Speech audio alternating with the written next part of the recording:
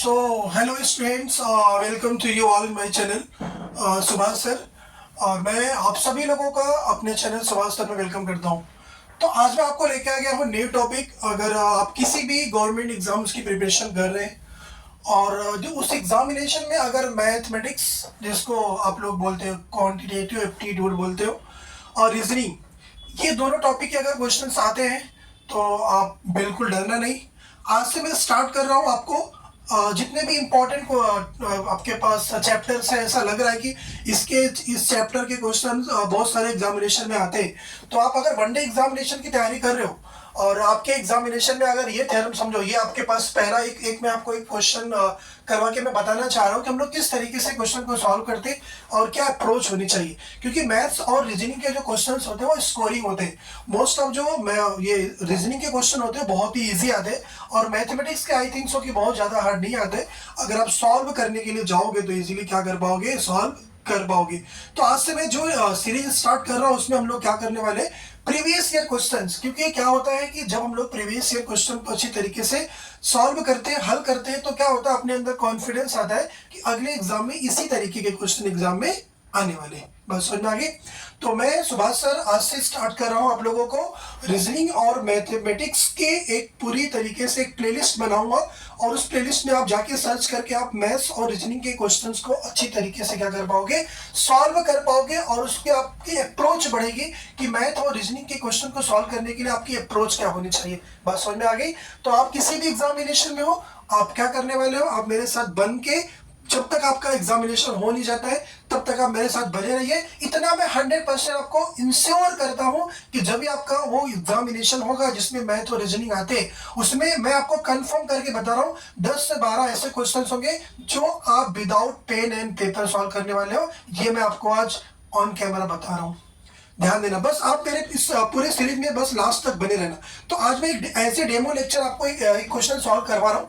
अगर वो क्वेश्चन, ये मैथ का क्वेश्चन है और ये मोस्ट ऑफ सारे एग्जामिनेशन में आते हैं, इवन कि आपका आईआईटी जेईई में भी ये क्वेश्चन आता है। तो इसलिए जिसको भी ये वीडियो मिली है, आप लोग क्या करो, इस वीडियो को अच्छी तरीके से वॉच करो और देखो कि ये क्वेश्चन को सॉल्व करने की अप्रोच क्या होनी चाहिए, ट्रिक क्या होनी चाहिए। इस चैप्टर का नाम है रिमाइंडर थ्योरम, जिसको हिंदी में बोलते हैं शेषफल प्रमेय बोलते हैं। तो ये जो टॉपिक है इसके क्वेश्चन एग्जामिनेशन में आते हैं तो आते ही है। किसी भी गवर्नमेंट एग्जाम में ये क्वेश्चंस आता है। तो आइए आज एक क्वेश्चन है, बस एक क्वेश्चन सॉल्व करूंगा। अगर ये क्वेश्चन आपको अच्छा लगेगा तो आप क्या करोगे, लाइक करोगे, वीडियो को कमेंट करके मुझे बताओगे ये अच्छा लगा और आगे भी आप वीडियो को क्या करो, कंटिन्यू करो। बात समझ में आ गई। तो आइए लेक्चर को स्टार्ट करते हैं। क्या क्वेश्चन है जरा बताओ। ये मोस्ट ऑफ यूपीपी का क्वेश्चन है, पुलिस का क्वेश्चन है, लेकिन मैंने आपको बताया था कि ये जो इस टाइप के क्वेश्चंस होते हैं वो हर एक एग्जामिनेशन में आते हैं। चलिए देखते हैं। आपको पूछ रहा है कि 7 की पावर 7 को जो 4 से क्या करते हैं, डिवाइड करते हैं, तो शेषफल बताओ। विभाजित करते किससे, 4 से करते हैं। तो अब मुझे एक बात बताओ, वो आपको पूछना क्या चाह रहा है कि 7 के पावर 7 को जो हम लोग क्या करते हैं, 4 से डिवाइड करते हैं। तो वो आपसे पूछना चाह रहा है कि क्या बताओ, शेषफल बताओ, रिमाइंडर बताओ। तो मुझे एक बात बताओ, क्या 7 की पावर 7 को आप पूरा इंटू करके फिर बाद में 4 से डिवाइड करने के लिए जाओगे? नहीं, ऐसा बिल्कुल भी नहीं करोगे। जैसे मैंने आपको बोला कि अगर मैं 5 को अगर मैं 2 से डिवाइड करता हूं तो जरा बताओ शेषफल क्या आएगा। तो आप बोलोगे अरे सर उसमें कौन सी बात है, आप यहाँ पे क्या करो, 2 2 जा कितना हो जाएगा 4, रिमाइंडर कितना, शेषफल कितना आएगा, रिमाइंडर कितना आ गया आपका 1 आ गया। तो लेकिन यहाँ पे जो नंबर है वो काफी बड़ा नंबर है, आपको यहाँ पे दिखाई दे रहा है। 7 की पावर 7 बाई कितना है 4। तो अभी मुझे बताओ, अगर मैं आपसे पूछा कि बताओ 1 बाई अगर 3 को हम लोग डिवाइड करते हैं तो शेषफल क्या आएगा। तो आप बोलोगे सर 1 तो छोटा है ना, तो 1 ही रिमाइंडर आएगा, 1 ही आएगा, तो इसका आंसर क्या आएगा 1 आएगा। बात समझ में आ गई। ठीक। अगर मैंने आपको बोला कि बताओ अगर मैं 7 बाई 4 को डिवाइड कर रहा हूं तब बताओ कितना आएगा। तो आप बोलोगे सर अगर 7 बाई 4 को हम लोग डिवाइड करते तो 4 बन जा 4, शेषफल कितना आएगा 3 आएगा। सर कोई बात नहीं, यहाँ पे तो बढ़िया चल रहा है, कोई दिक्कत नहीं, ठीक है, ये समझ में आ गया। तो ऐसे क्वेश्चन में क्या करते हैं, पावर को ज्यादा टेंशन मत लो, आप खाली क्या करो 7 बाई 4 करो। तो अगर आप 7 बाई 4 से डिवाइड करोगे, ये पावर को भूल जाओ, ये वाले ये बेस की बात कर रहा हूँ, ये बेस होता है, ये पावर होता है। तो अगर आप 7/4 से डिवाइड करोगे तो रिमाइंडर 3 आएगा। जैसा मैंने यहाँ पे बोला 7/4 कितना आएगा 3। तो आप बोलोगे सर यहाँ पे तो कितना आ जाएगा 3, बट अभी भी तो पावर बना हुआ है कितना 7, डिवाइड में क्या आ गया 4। सर फिर से 3 के पावर 7, अब क्या करें? तो अब हम लोग क्या करेंगे 3/4, यहाँ पे क्या बचा आपका 3/4। अब क्या करेंगे वापस से क्या बताएंगे, इसका रिमाइंडर क्या होगा, इससे डिवाइड करने पे क्या आएगा। अरे अभी आपने क्या बोला, अगर ऊपर का नंबर छोटा होगा नीचे का नंबर बड़ा होगा तो ऊपर का जो नंबर होता है वही क्या होता है, रिमाइंडर होता है। सर वही 3 आएगा वापस से, क्या दिक्कत है? नहीं, यहाँ पे एक छोटा सा कॉन्सेप्ट लगाते हैं, क्या ध्यान से समझो। अगर मैं यहाँ पे 3/4 से डिवाइड करता हूँ तो अगर आप में यहाँ पे मैंने कितना लिखा समझो 4 लिखा, यहाँ पे कितना लिखा 3। तो अभी मुझे बताओ सर, आप बोलोगे सर आप डिवाइड को क्या करना चाह रहे हो, यहाँ पे 3 यहाँ पे कितना है 4 है, डिवाइड तो होगा नहीं। लेकिन यहाँ पे हम लोग जबरदस्ती डिवाइड करेंगे। सर जबरदस्ती तो कुछ होता नहीं, नहीं हम करने वाले। तो आप बोलोगे सर एक काम करो 1 बार लेके जाओ, कितना आ गया 4। तो यहाँ पे तो 3 में से 4 जाएगा तो क्या बचेगा -1। बस इतना ध्यान देना, ये हमेशा नहीं होता है, रिमाइंडर के केस में ऐसे कर सकते हैं। डरना नहीं कि सर आप डिवीजन उल्टा पुल्टा सिखा रहे हो, ठीक है। अगर आपने ये नंबर छोटा ये नंबर बड़ा था, आपने क्या किया एक बार डिवाइड किया तो 4 बन जा 4 किया तो यहाँ माइनस करते हैं ना, कितना आंसर आ गया बताओ -1। तो बस यहाँ पे अभी आपको क्या लिख देना है, यहाँ लिख देना -1 के पावर कितना, -1 के पावर 7 और यहाँ पे डिवाइड में कितना आ जाएगा 4।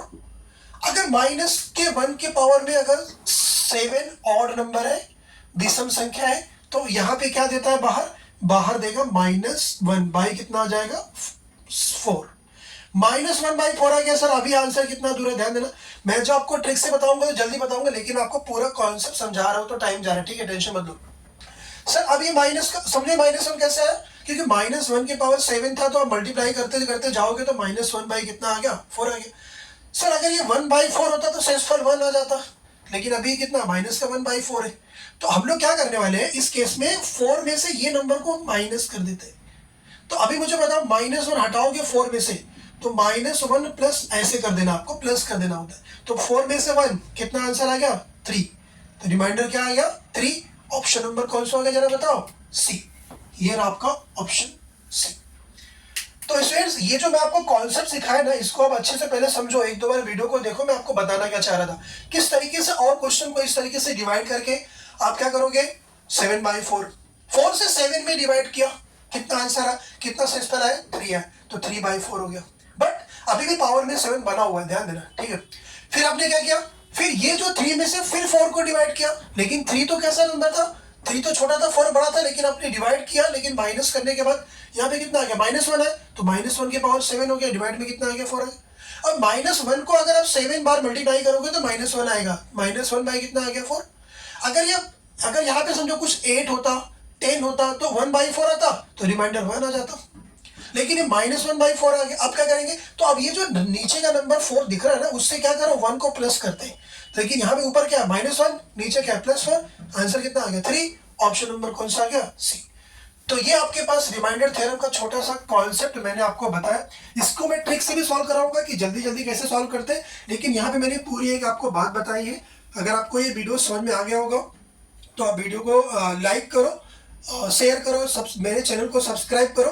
अब मैं ऐसे ही कुछ इंपॉर्टेंट क्वेश्चन के साथ मैं डेली आपके साथ बना रहूंगा। डेली पीवाईक्यू, ये आपका प्रीवियस ईयर क्वेश्चन है, तो आप मुझे खाली इतना कमेंट करके मुझे बताओगे कि हाँ ये क्वेश्चन हम लोगों को आप इसी तरीके से अगर आप सॉल्व करवाओगे।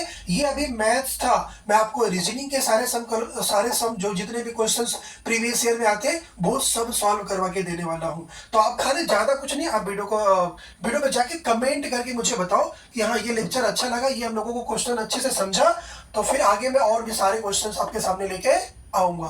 तो ये था आपका छोटा सा एक डेमो लेक्चर। अगर आपको वीडियो अच्छी लगी तो आप वीडियो को लाइक करो, शेयर करो, सब्सक्राइब करो और कमेंट करके मुझे बताओ नेक्स्ट क्वेश्चन आपको चाहिए तो आप थंब करके मुझे बताओ एस या नो। मिलते हैं आपके नेक्स्ट पीवाईक्यू के साथ।